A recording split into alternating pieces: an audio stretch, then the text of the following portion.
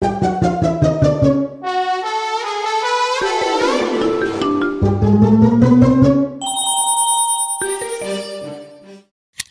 guys, welcome to Sabathri Takis. இந்த எபிசோட்ல நம்ம பார்க்க போகிறது ஸ்மிருதி வெங்கட், சோனியா அகர்வால், சித்தார்த் விபின் இவங்க எல்லாமே நடித்த ஹேரன் டைரக்ஷனில் வந்திருக்க 7/G படத்தை பற்றி தான் பார்க்க போகிறோம். இந்த படத்தோட கதை என்னென்னா, ராஜீவ் அண்ட் வர்ஷா ஒரு ஃபேமிலி. இவங்க ஒரு புது வீட்டுக்கு குடியேறாங்க. அந்த புது வீட்டுக்கு ஒரு ஹவுசிங் செரமனி பண்ணுறாங்க அண்ட் பார்ட்டி வைக்கிறாங்க. அதில் எல்லாரையும் இன்வைட் பண்ணியிருப்பாங்க. ராஜீவ் அவரோட எக்ஸு நிஷாவையும் இன்வைட் பண்ணியிருப்பான். நிஷாவுக்கு எப்படியாவது ராஜீவ் மறுபடியும் லவராக ஏற்றுக்கணும், ராஜீவ் எப்படியாவது மீட்டுக்கணும் அப்படின்ட்டு ஒரு பிளாக் மேஜிக் பண்ணிட்டு போயிடுவான். இதுக்கப்புறம் என்ன நடக்குது அப்படிங்கிறதான் இந்த படத்தோட கதையே. அண்ட் இந்த படத்தோட ஃபஸ்ட் ஹாஃபை பொறுத்த வரைக்கும் அவங்க 2 பேருக்குள்ளே காம்பினேஷனில் சீன்ஸ் ஆகட்டும் அண்ட் அந்த கேரக்டர்ஸ் இன்ட்ரடக்ஷன்ஸ் ஆகட்டும், ஸோஃபார் எல்லாமே நல்லா ஒர்க் அவுட் ஆச்சு. அண்ட் ஃபஸ்ட் ஹாஃபை பொறுத்த வரைக்கும் தான் அந்த ஸ்கேரிங் சீன்ஸ், அந்த பேய் பயமுடுத்துகிற சீன்ஸு இதெல்லாமே நல்லா தான் இருந்துச்சு. இன்டர்வல் வரைக்குமே எல்லாமே படம் ஓரளவுக்கு டீசெண்டாகவே போயிட்டு இருந்துச்சு.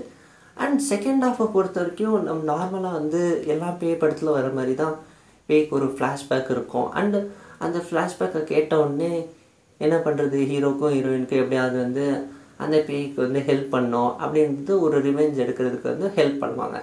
இதுதான் இந்த படத்துலேயும் நடந்திருக்கும். இந்த படத்தில் நடிச்சிருக்கிறவங்களோட பெர்ஃபார்மன்ஸ் பற்றி பார்க்கலாம். ஸ்மிருதி வெங்கட் வர்ஷாவாக நடிச்சிருப்பாங்க. இவங்களோட பெர்ஃபார்மன்ஸ் அவ்வளோதான் டீசெண்டாக ரொம்ப நல்லாவே இருந்துச்சு. த்ரூ அவுட்டாக படம் ஆல்மோஸ்ட் இவங்க தான் படம் தான் வருவாங்க. அண்ட் இவங்களோட கேரக்டரும் ஒன்று தான், அண்ட் இவங்களோட பெர்ஃபார்மன்ஸ் அவ்வளோ தான், இதெல்லாம் சூப்பராக இருந்துச்சு. அண்ட் சோனியா அகர்வால் ஃப்ளாஷ்பேக்லேயும் சரி அண்ட் செகண்ட் ஹாஃபில் தான் காட்டுவாங்க. அவங்களோட பெர்ஃபார்மன்ஸும் அவ்வளோ தான் நல்லா இருந்துச்சு. அண்டு செக்யூரிட்டி அந்த மகாராஜா படத்தில் போலீஸாக நடிச்சிருப்பாங்க. திருடன் போலீஸாக நடிச்சிருப்பாங்க. அவங்களோட ஸ்க்ரீன் ஸ்பேஸும் கம்மியாக இருந்துச்சு. அண்ட் அவங்களோட பெர்ஃபார்மன்ஸும் நல்லா இருந்துச்சு. அண்ட் இந்த படத்தோட வில்லன் அதாவது சித்தார்த் விபின் அண்ட் மியூசிக் டைரக்டரும் அவரே பண்ணியிருக்காரு. இந்த சுமார் மூஞ்சி குமார் படத்தில் வர அந்த காமெடி சீனில் வர அவர் தான் சித்தார்த் விபின். இந்த படத்தோட வில்லன் நடிச்சிருப்பார் ராகேஷ் அப்படின்ற கேரக்டர். இவரோட ஸ்க்ரீன் ஸ்பேஸுமே கம்மியாக தான் இருந்துச்சு. ஆனால் இவரோட பெர்ஃபார்மன்ஸ் நல்லா இருந்துச்சு. அண்ட் கேரக்டர் சொல்கிற அளவுக்கு இல்லைனாலும் வில்லனிசத்தை அவ்வளோ கொண்டு வரலனாலுமே இந்த படத்தில் ஒரு நல்ல பெர்ஃபார்மன்ஸ் பண்ணியிருந்தாங்க. இந்த படத்தோட பாசிட்டிவ்ஸ் அண்ட் நெகட்டிவ்ஸ் பற்றி பார்க்கலாம். பாசிட்டிவ்ஸ் அப்படின்னு சொன்னாலே ஃபஸ்ட் ஹாஃபில் எங்கேயுமே போர் அடிக்கிற சீன்ஸோ லேக் ஆகிற சீன்ஸோ எங்கேயுமே இருக்காது. கதை ரொம்ப ட்ராக் பண்ணாமல் ப்ளாட்டுக்கு போகாமல் இல்லாமல் டக்குன்னு ப்ளாட்டுக்கு போயிடுவாங்க. அண்ட் செகண்ட் ஸ்மிருதி வெங்கட்டோட கேரக்டர் ஒன்று தான். அவங்களோட கேரக்டர் அண்ட் அவங்க கேரக்டரோட இது பண்ணது ரொம்ப நல்லா இருந்துச்சு.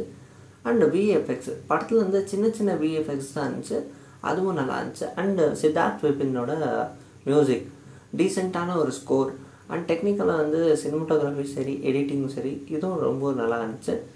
அண்ட் படத்தோட நெகட்டிவ் என்னன்னு சொல்லணுன்னா அந்த ஃப்ளாஷ்பேக் போர்ஷன்ஸ் தான். ஃப்ளாஷ்பேக் அதாவது ரியாலிட்டிக்கு அந்த பொண்ணு அக்செப்ட் பண்ணுற அளவுக்கு பேய்க்கு ஹெல்ப் பண்ணுற அளவுக்கு ஸ்ட்ராங்காக இருக்கல. அண்டு சித்தார்த் விபினோட அந்த வில்லன் கேரக்டர் தான், அதுவும் அவ்வளோதான் ரொம்ப வீக்காக இருந்துச்சு.